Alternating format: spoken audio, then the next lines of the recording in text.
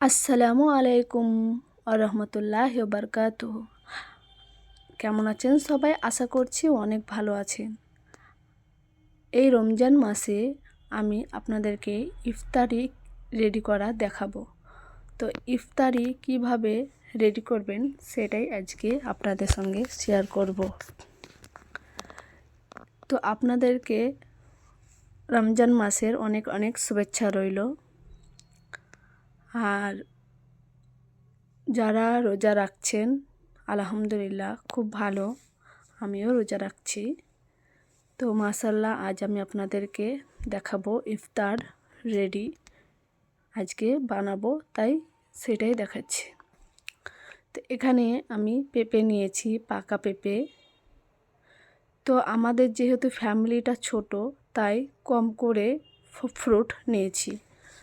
তো ফ্যামিলি বড় হলে নেওয়া অনেকটাই ঠিক। তো এখানে আমি ফ্রুট অর্ধেক নিয়েছি। তো এখানে পাকা পেঁপে আমি অর্ধেক এখান থেকে কেটে নেব। পাকা পেঁপেটাকেও আমি খুব সুন্দরভাবে কেটে নিয়ে ওটাকেও সাজিয়ে দেবো রেডি করে। আপনারা পাকা পেঁপে কে কে খেতে ভালোবাসেন অবশ্যই কমেন্ট করে বলবেন। আমাকে তো খুবই ভালো লাগে, ফ্রুট খেতে খুবই ভালো লাগে। এমনিতেই সারাদিন না খেয়ে থাকা, তারপরে যখন ইফতারিতে কিছু ফ্রুট খাবেন তো শরীরে একটা এনার্জি আসবে এবং খুব ভালো লাগবে। তাই ফ্রুট খাওয়া অত্যন্ত জরুরি। আর আপনারা যদি নাও চান তাহলে যেমন আপনাদের চাহিদা সেই রকম অনুযায়ী বানাবেন। আমি আমার যতটুকু চাহিদা আমি সেই রকমই ফ্রুট বানিয়েছি। আর আমি আরও কিনতে পারলে পরে আরও দেখাতাম। তো আমার যতটুকু সামর্থ্য আমি সেই রকম করেছি। আর এমনিতে রমজান মাসে বেশি ফ্রুট আমি খাই না, যতটুকু খাই এই যে এইগুলোই বাস। কিন্তু খেজুর আর জুসটা আমি একটু বেশি খাই, শরবত আর খেজুর। তো আমাদের মুহাম্মদ সাল্লাল্লাহু আলাইহি সাল্লামের প্রিয় খেজুর, তো খেজুর তো খেতেই হবে বালা। তো এখানে আমি নিয়েছি ড্রাগন। আপনি গোলাপিও নিতে পারেন, আবার সাদাও নিতে পারেন, কিন্তু আমি এখানে সাদা নিয়েছি। কালারটা অতটা আমাকে ভালো লাগে না, তাই এখানে আমি হোয়াইট নিয়েছি ড্রাগন।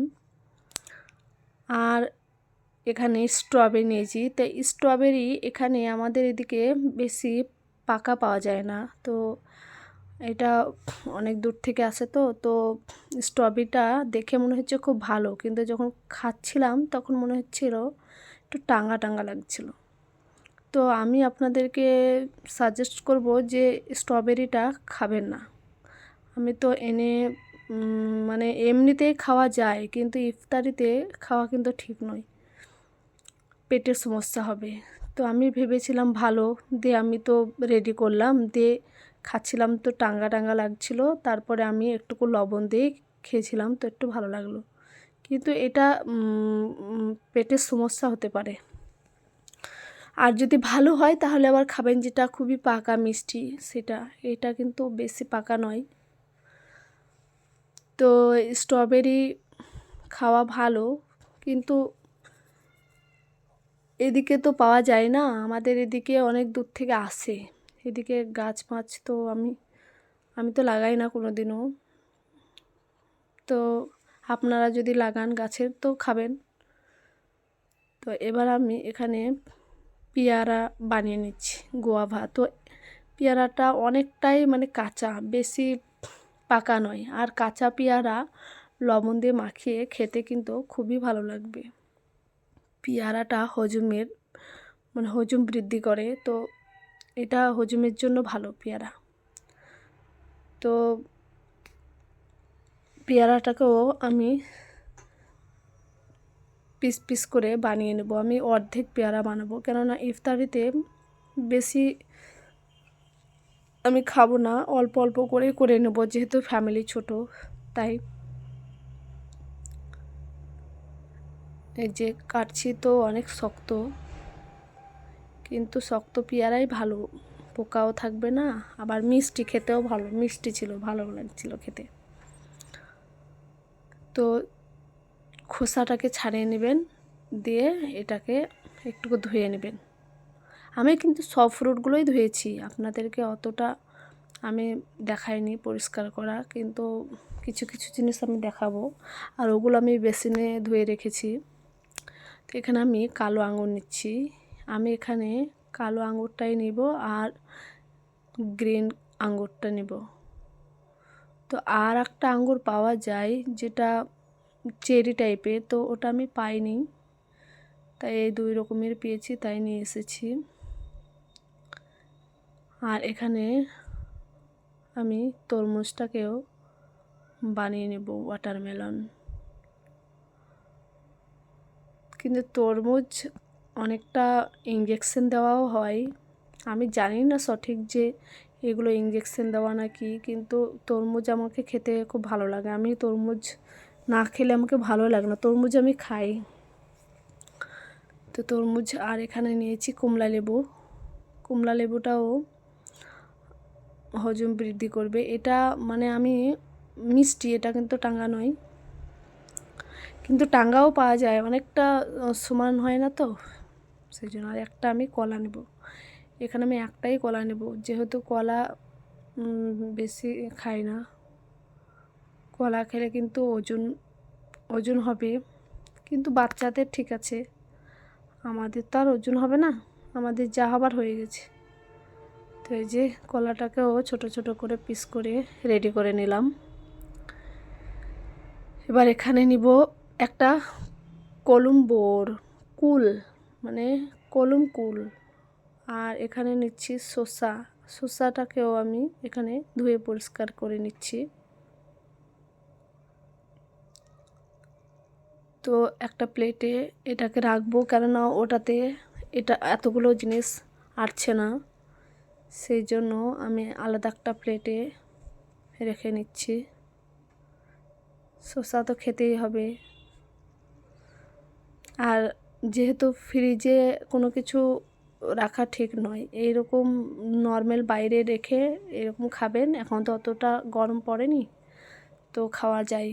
আর এখানে নিয়েছি বেদানা, তো আমি এখানে ডালিম নিয়েছি একটা, আনার। তো এই যে নাস্তা আমি রেডি করে নিয়েছি। এবার আমি এটাকে সাজিয়ে নিব। তো এর মধ্যে আমি এখন কিছু অ্যাড করব না, আমি দেখালাম ওটা। এই যে কুলটা আমি কেটে নিচ্ছি, কুলটাকে এরকমভাবে 3টে আমি ছোট ছোট করে কেটে নেব, বেশি নেব না, 3 পিস। আর এখানে নেব আনারটাকেও আমি খোসা ছাড়িয়ে নিচ্ছি। তো আনারটা আরও মোটা হলে ভালো হতো, কিন্তু এটা এত রস, মানে কি বলবো, এত মিষ্টি। আর ফলগুলো কিন্তু খুবই, দানাগুলো কিন্তু খুব সুন্দর। আর এখানে নিচ্ছি আমি একটা শসাটাকেও আমি এরকমভাবে খোসা ছাড়িয়ে নিলাম, দিয়ে আমি এটাকে একটুকু কেটে বাদ দিব।